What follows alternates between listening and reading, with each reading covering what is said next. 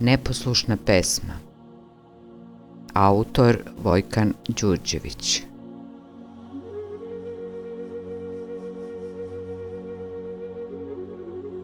Skriveni u nektaru odćutanog doba i saću prekrštene uspomene.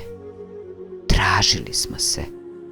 Sunce nam nije pružalo dokaze o našoj bliskosti.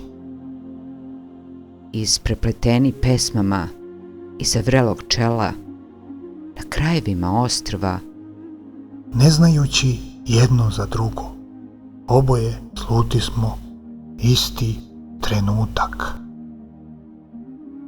prizivali smo stihove iz večnosti, da konačno budu izgovoreni, da nas povežu u pesmu.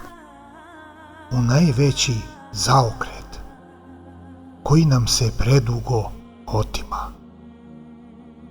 Rekoh ti da ćeš me jednom sanjati. Stihovi i snovi nemaju poslušnost. Rekla si da u snu uvek pobeđuješ i da će to biti dobra pesma. Sa krajem što nema kraja i nebrojeno početaka u beskrajnim završecima.